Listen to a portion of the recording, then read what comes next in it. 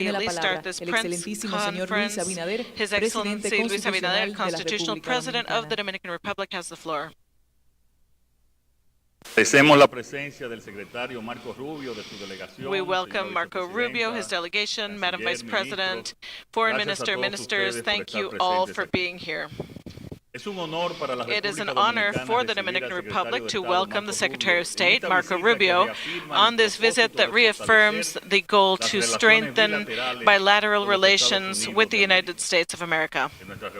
In our meeting, we discussed issues of great importance to both countries, highlighting cooperation in security, migration, and trade, areas where our relationship has shown significant progress. I thank the U.S. for its support in the fight against drug trafficking, organized crime, and irregular migration, which shows our shared commitment for a Caribbean that is safer and more prosperous.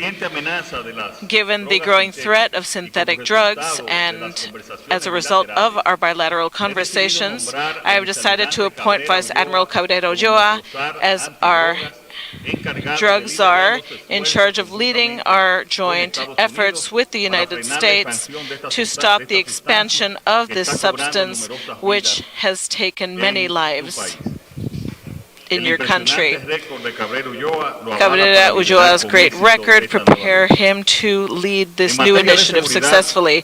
In their security, the DR has shown itself to be a strategic ally in the region. We have a holistic plan for migration control and for fighting criminal structures, which include strengthening our armed forces, implementing advanced technology for biometric identification, hardening measures against criminals, and strengthening our legislation to go against drugs and transnational crime.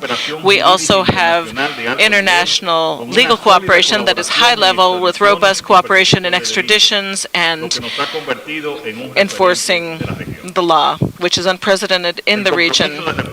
The DR's commitment to regional stability is firm. In this regard, we discussed the crisis in Haiti. This is a situation that requires a coordinated, solid response from the entire international community. We have reiterated that there is no Dominican solution for the Haitian crisis. That is why we have highlighted the urgent need to have greater financial support for the multilateral support led by Kenya, the goal being to expand its operational capacity and ensure effective actions. We also highlighted the importance of reestablishing humanitarian assistance to avoid a worsening of the crisis and a possible uncontrollable migration wave that would affect both the Dominican Republic and the United States. We agree that there is no time to lose, Mr. Secretary. The Haitian situation is a threat to security in the entire region, including that of the United States. Every day that passes is a day of fire and blood. Haiti is drowning, while a significant part of the international community is passively watching from the sidelines without showing the commitment that this serious situation requires. We both know that we must not shirk our responsibility to have firm determination given the situation. In the case of Haiti, the leadership of the U.S. is fundamental and there is no substitute. Regarding the 10th Summit of the Americas that will be held in December in Punta Cana, we agreed that it is important to strengthen regional integration as a road for the social and economic development of our peoples, always marked by democracy, freedom, and the respect for the fundamental values that unite us.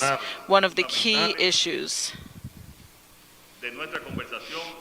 in our conversation was also the development of rare earths, a resource that has great potential for the Dominican Republic. In this case, there are new opportunities for growth and investment and would make us more competitive in international markets. Our country continues to become consolidated as a a place for tourism par excellence, with a favorable business climate and important modernization in this area. In spite of the challenges that we still face, we are very willing to go towards a more prosperous, safe, and equal Dominican Republic.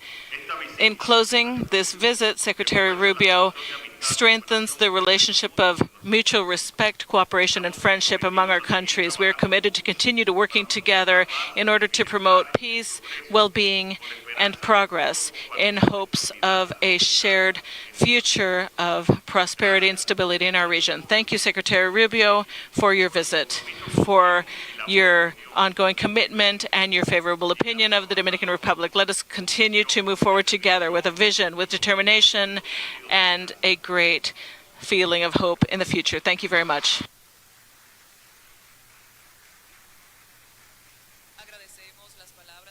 We thank the words of the Honorable President Abinader of the Dominican Republic. Now we give the floor to His Excellency, Mr. Marco Rubio, Secretary of State of the United States of America.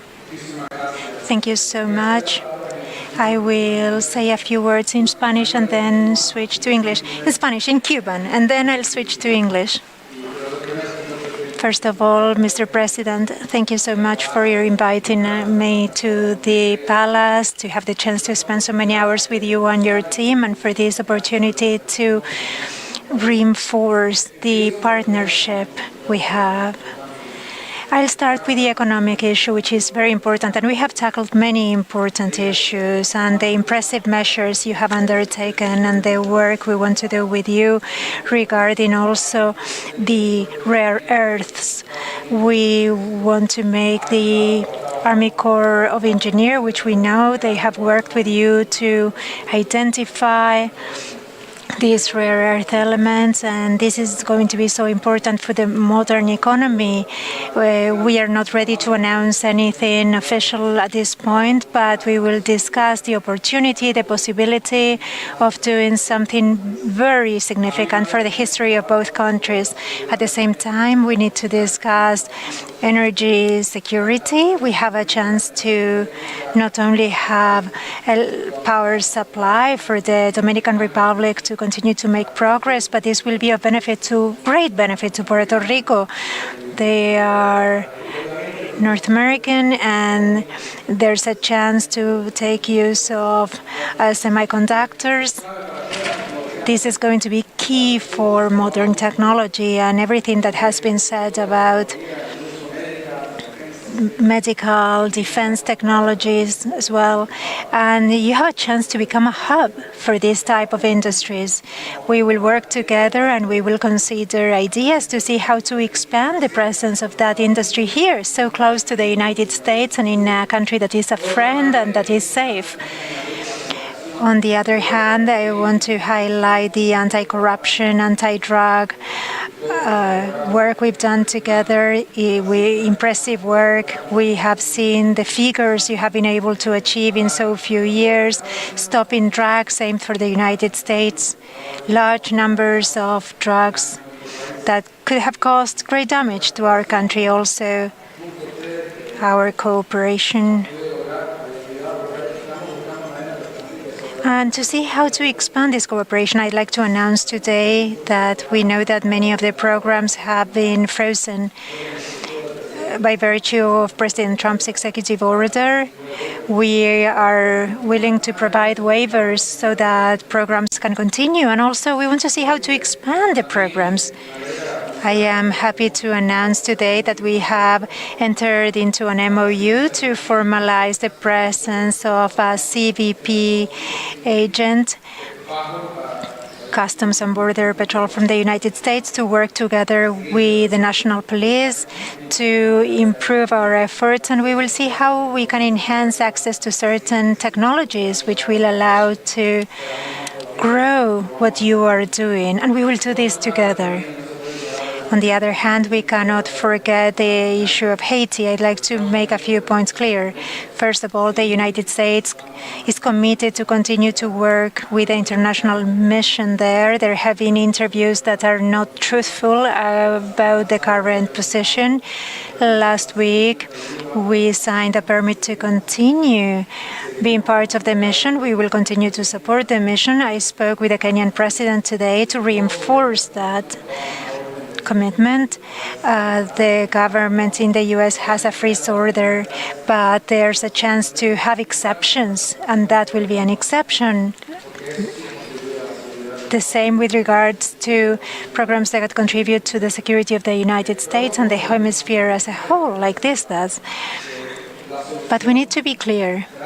The solution, I believe this is the policy of the United States, and we will never ask the Dominican Republic to accept a wave from Haiti. This was my position as senator, and it is my position as Secretary of State. Secondly, the solution for Haiti is in the hands of the Haitian people, in the hands of the Haitian elite. But we will help. We cannot ignore the problems there. Their future, their destiny is in their hands.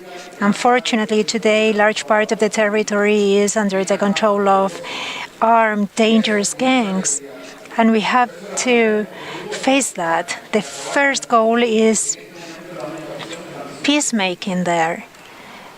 And that is the objective of the mission which we'll continue to support. But we have to understand that the mission needs to be broadened for it to be able to eliminate these gangs. If that can be achieved, we need to discuss the future of Haiti, the opportunity they have to become a place where so many industries that are located today in other continents, like manufacturing, textiles, those things that already exist, they could be expanded. They could reach more people. They could give rise to jobs. They could give an investment opportunity. But that is impossible if there's no security. So the first issue to tackle is the violence and insecurity, because we see this large territory ruled by gangs. As you know, as a senator, I worked on Hope Help. You know, I was one of the sponsors of that draft bill. Now another senator is working on that. The idea is to continue with that law so that those opportunities can be there for Haiti and its future. It is an issue of great importance. We care about it. And I know it is a matter you cannot ignore here, and you have not ignored it. You have done a lot, and we will do our part as well. Finally, I'd like to say that the summit in December will be key. We hope to join all of the democratic governments in the region to discuss these issues. To discuss, however, not only the challenges the hemisphere faces, but also the opportunities available. We will do everything possible for the summit to be successful. Thanks for this opportunity.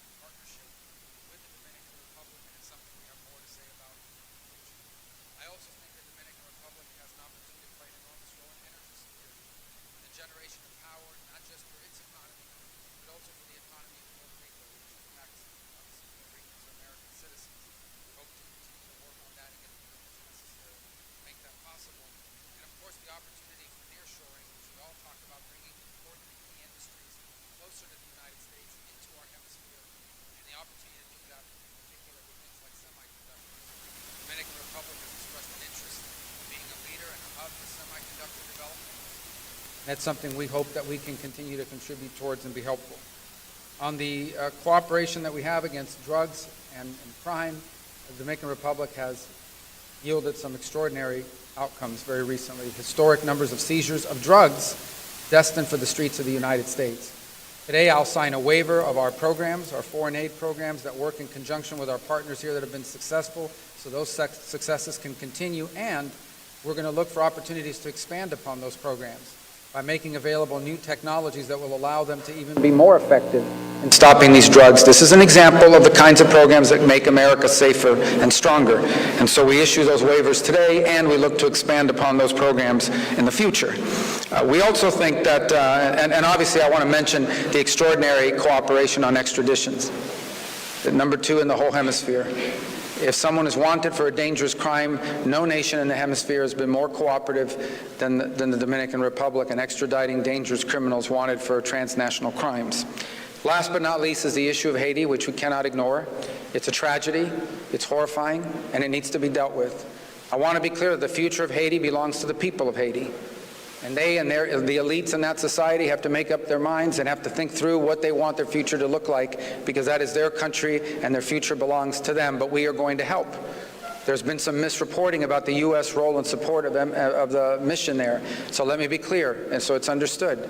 Last week, in the middle of last week, I signed a waiver to make sure that our programs there continue. And as of last Friday, they are active and have been working. And they are, and I reiterated that this morning in my call with the President of Kenya, who we appreciate, by the way, that nation's willingness to stand up and lend security forces. I think it's also important to note, however, that that mission as currently constructed will not be enough. It needs to find new direction in order to be successful at rooting out these armed groups that today have taken possession of large portions of Haitian territory and endanger the lives of people and the stability of the region. I think it's also important to be clear. We cannot and will not ask the Dominican Republic to accept, or be expected of them to accept, an uncontrolled migratory wave. No country in the world should be asked to do that, and this country should not either, and we will not be asking for that. And I also think it's important to begin to think about Haiti's future, its economic future, and what we can be doing now to set the stage for an economic renaissance that allows the people of Haiti to live in peace and prosperity. And so the security is element and key, because none of this is possible without that. But beyond that, there's a real opportunity for Haiti to grow into a hub of nearshore manufacturing, of nearshore light manufacturing. That presence already exists there now. That can be expanded. They have a young and strong, vibrant workforce. And so that's why I hope Congress will pass a bill that I sponsored when I was in the Senate, and I hope will pass this year extending the Hope Help Act. If we can deal with the security challenges and pass legislation that give investors certainty about the future, we hope to see more investments that bring those industries from other continents here to our hemisphere, shortening supply chains and creating prosperity and opportunity for the people of Haiti. And last but not least, we are committed to making the upcoming Summit of the Americas here in December very, very successful. It comes at a key moment in the history of our hemisphere, and we will do everything possible to work with our partners and our allies here in the Dominican Republic to make sure that that summit is a success. Thank you, Mr. President. Muchas gracias.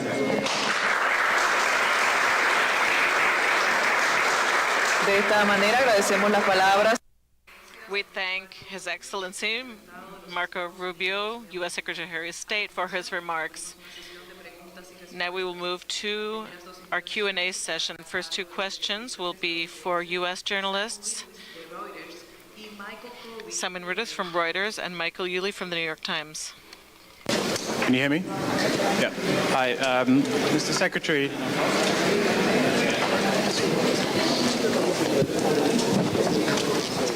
Hello? Yeah, okay. Secretary Rubio, you said that you were going to skip the G20 foreign ministers meeting in South Africa because of your disagreements with the government there. Could you tell us whether the whole Trump administration, the whole US government, is going to skip all of the G20 events in South Africa this year? And do you feel that by doing this, by missing this meeting, you're ceding global leadership to other countries like the BRICS countries and China specifically? And secondly, just on Gaza, because you addressed it yesterday during your press conference, during your comments, you mentioned that the plan that the president set forward would only move Palestinians from Gaza out temporarily. The president has said, I think it's pretty clear from his comments today, that he's talking about permanently resettling Palestinians from Gaza. Could you tell us whether this administration is planning to facilitate the forced displacement of those Palestinians? Point of the G20, I think the whole topic of the G20 gathering is one that I don't think we should be focused on, talking about global inclusion, equity, and these sorts of things. I think we should be focused on things like terrorism and energy security and the real threats to the national security of multiple countries. So we'll have representation there of some sort, I imagine, but I'm just not attending it because instead I'll be hopefully traveling to parts of the world and meeting with leaders and others during that time period where we can focus on the issues that are directly before us and that I think should be the top priority because they align with our national interest. As far as your question about the Gaza piece, let me go back and say that place right now, and I think the aerial images confirm, is not habitable, not just because of the destruction due to the conflict and the fact that the Hamas cowards hide underground, but also because there are unexploded munitions, there are all kinds of weapons, including Hamas weapons in the location. That all has to be cleaned up. I think President Trump has offered to go in and be a part of that solution, and if some other country is willing to step forward and do it themselves, then that would be great, but no one seems to be rushing forward to do that, and that has to happen. That's the reality. That place, Gaza, right now has unexploded munitions, lots of rockets and weapons and other things that the Hamas was using there, and that needs to be dealt with. And it's very difficult to do that when you have populations on top of you.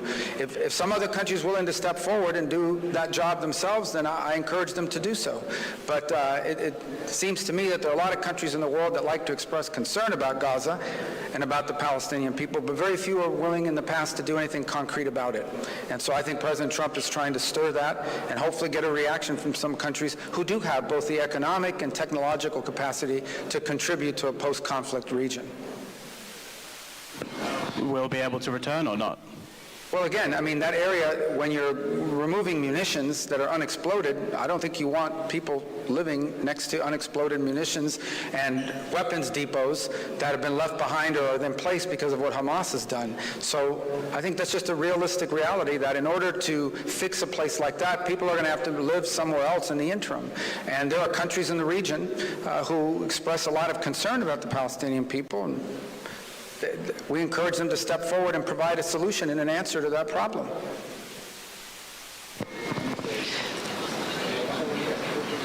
Thank you, Mr. Secretary, Mr. President. Michael Crowley with the New York Times. Mr. Secretary, there's some confusion today about American diplomacy with Panama now, as you must be aware. I'm wondering if you could clarify for us. As you surely know, after the State Department announced last night that Panama had supposedly agreed to waive fees for U.S. government vessels transiting the canal, the Panama Canal Authority quickly denied this, and today President Molino, who seems rather upset, called the State Department statement on this lies and falsehoods. Can you tell us your understanding of how we reached this point of confusion and where you understand the situation to be right now? Is there an agreement? What's the point of confusion here? And on USAID, if I may quickly, we are hearing from employees abroad who are confused, anxious, and in some cases actually panicked about the order to return within 30 days, which is not that much time to uproot and relocate from a foreign country. Do you plan on offering these employees any more guidance on this process? And in particular, are you able to say whether people can serve out their administrative leave in their mission country, or are they required to return home even if they're not using government resources? And Mr. President, please, you said that the leadership of the U.S. is fundamental and there is no substitute in finding some sort of a solution for Haiti. The president of Haiti's Transitional Council seems very concerned about this, said a couple of weeks ago he believes that President Trump does not care about Haiti and that the Trump administration's policies will be a catastrophe for his country. Can you just give us a sense of your confidence level that the Trump administration will follow through and exercise the sort of leadership role you described? Thank you. What was your, let me answer the first two because I think they were for me. But what was the first one again? I apologize. And the state of the diplomacy, what led to the confusion and where things stand now. And then the second one was USAID. Okay. Yes, please. Thanks. I'm not confused about Panama. We had conversations. I felt there were strong first steps. We have expectations we made clear in those conversations. I respect very much that Panama has a process They're a democratically elected government. They have rules, they have laws, they're going to follow their process, but our expectations remain the same. In particular on that, I would just say that the United States has a treaty obligation to protect the Panama Canal if it comes under attack. That treaty obligation would have to be enforced by the armed forces of the United States, particularly the U.S. Navy. I find it absurd that we would have to pay fees to transit a zone that we are obligated to protect in a time of conflict. Those are our expectations. They were clear. They were clearly understood in those conversations. But I respect very much the fact that Panama has a process of laws and procedures that they need to follow as it relates to the Panamanian Canal authorities. We'll allow them to work through those processes. We intend to make it amicable the way our visits were. As far as the U.S. aid, a couple points. The goal of our endeavor has always been to identify programs that work and continue them, and to identify programs that are not aligned with our national interests and identify those and address them. So we have sent out guidance to those deployed abroad that they will be on leave of absence, not fired, leave of absence as of Friday. And then we made very clear in the message, it's there and it's written in the message that was posted, that if there are exceptional circumstances regarding family or displacement, or maybe the person, their spouse is employed in the embassy, so they're co-located and their children are in school, there is room and space for that. We also made clear in the guidance that there would be specially designated programs that would not be a part of that order. And we are working through the process of identifying them now, what those specially designated programs are, and we will continue to work through the process of finding them. The third point I would make is that people were given 30 days that we would help bring them home if they so desire during that 30-day period. And at the same time, the expectation, as I said, that if they have a special condition or something's going on, we didn't list them all, but we're willing to listen to those. We're not trying to be disruptive to people's personal lives. We're not being punitive here. But this is the only way we've been able to get cooperation from USAID. I had preferred not to do it this way. When we tried to do it from the top down by getting cooperation from the central office of USAID, what we found instead are people trying to use the system to sneak through payments and push through payments despite the stop order. We found people that were uncooperative in terms of giving us information and access, all very consistent with some of the things we experienced while we were in Congress. And so we've had to do this other route instead. But we are going to do foreign aid. The United States will be providing foreign aid, but it is going to be foreign aid that makes sense and is aligned with our national interest. And I know the last question wasn't for me, but I want to address that as well. Number one, the United Nations is sitting on $100 million in their fund. The United States has provided 15 of the $100 million for that fund. Okay? Only 13 million of that is currently frozen. That means they still have $85 million plus the 1-point-something million they spent that we already have in there available for the mission. That's clear. And that's not an impediment to the mission continuing. Beyond the UN fund, I've issued a waiver providing for the use of, I think it's close to $40 million of additional support. And those contracts are out there and they're working now. They're providing logistical support both to the mission and to the Haitian National Police. Those are facts. So I could just say that's a pretty strong commitment, and it's certainly a lot stronger commitment than some of the other rich countries around the world who aren't doing nearly as much. By the way, it's a credit to Kenya, who's come halfway around the world and are willing to stand up and do something about it, when countries in our own hemisphere, they're not willing to do anything about it. And I don't want to go through and list all of them and start some diplomatic fight my 2.5 weeks into my term here, but I'm just telling you there's some rich countries out there and they're not doing nearly enough about it, and they could be doing more. So I encourage them to do more. I'm sorry. Yeah, can you repeat the question so I can fully understand? Yes, please. Has said that he does not believe President Trump cares about his country.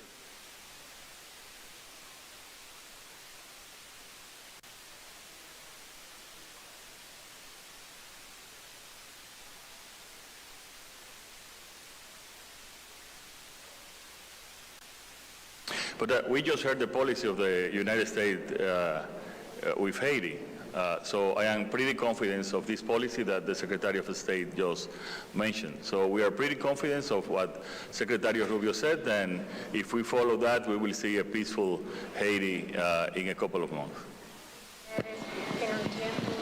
Agradecemos a Mike. We thank Michael Crowley and Simon Lewis for their words. Now we will listen to the Dominican journalists, Huichilora and Nelson Rodriguez.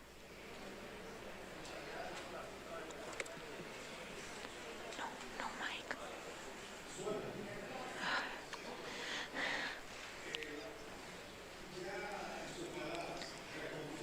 With your words, you have addressed a couple of questions I had, but I have one left. You've discussed Haiti, the fight against drug trafficking, and you've discussed rare earth elements. I'd like to know whether the interest of the U.S. government in the rare earth elements found here has to do with the fact that there are some signs that they are here in such an amount that they could be exploited. Well, that is a project the president can talk about. That is based on investigations carried out with the U.S. Corps of Engineers. But the idea is the following. Those rare earth elements belong to the Dominican Republic and its people. But I know that the world will need access to rare earth elements for all of the new technologies that are used for defense, but in other kinds of advanced technology in this new era. And I know that having an ally with access to these elements in the hemisphere is very good. We want to help develop this wealth of the Dominican Republic. This is your country and this is yours. But we want to help you develop it because it's better that these elements are in the hands of an ally rather than in the hands of a country that's not an ally on the other side of the world, which we can actually share with you preliminary information. It's preliminary but quite positive. We have gross reserves. Then we will see what the net reserves are. But the gross reserves are of about 100 million tons. That is significant. In about 2-3 months, we will have the numbers with precision. But what we've seen so far is quite positive. We feel optimistic. This is the advanced technique, and we require technology and help. This is why we have created a public company, a state company, to be able to exploit these rare earth elements. But the market is in the United States. There is an international price, but you always need advising so as to exploit them in an efficient way and with economic sense. Thank you so much. Good afternoon, President Abinader, Secretary Rubio, and respective delegations.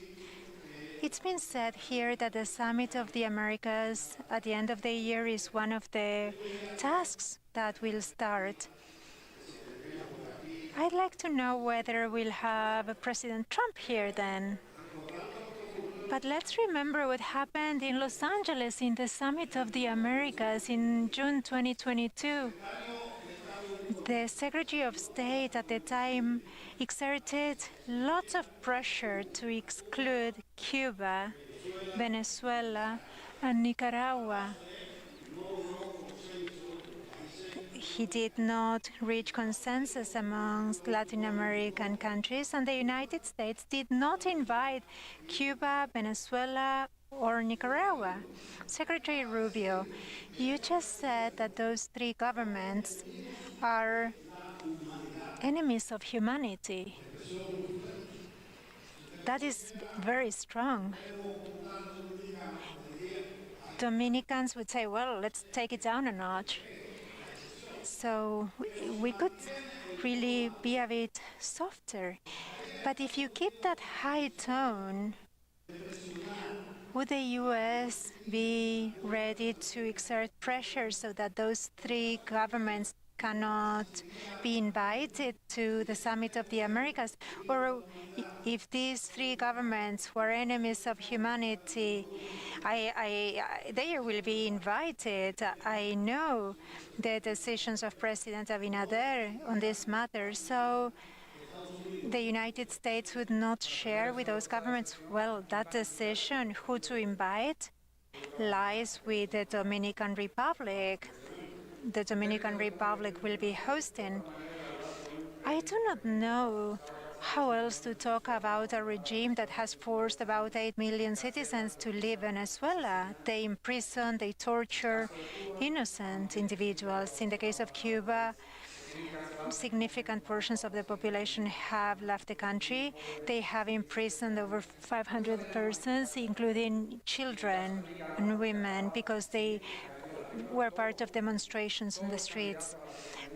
Nicaragua, imprisoning political opponents. Every candidate has been pursued by justice in Nicaragua. They are even deporting nuns. They have a fight against Catholic Church, a fight against religious representatives, and there is a co-presidency, and it's kind of a family dynasty. I do not know how else to describe those regimes. They are not just doing that to their own people, but these three regimes have contributed to the instability of the region. Every country in the region has had to pay the price of the instability in these countries. In the case of Venezuela, which cooperates with Iran, with Hezbollah, with Hamas. In the case of Cuba, which has allowed Russian presence, Chinese espionage. This is my opinion. I don't think there will be a change in those countries between now and December, but that is the way in which I refer to those countries based on the reality of their behavior. I wish it wasn't the case, but it has been the case for a long time, unfortunately. So would you share a table with them? Well, the governments there could change, their regimes could change. They could stop abusing human rights, violating human rights, but I believe politics works well when we speak clearly and we are not confused, and I am not confused. Las preguntas de los periodistas dominicanos. Questions of Nelson Rodriguez and Luchi Lora, Dominican journalists, have been answered. We will bring this press conference to a close during the visit to the Dominican Republic of His Excellency Marco Rubio, Secretary of State of the United States. Thank you for being with us. Have a good rest of your afternoon.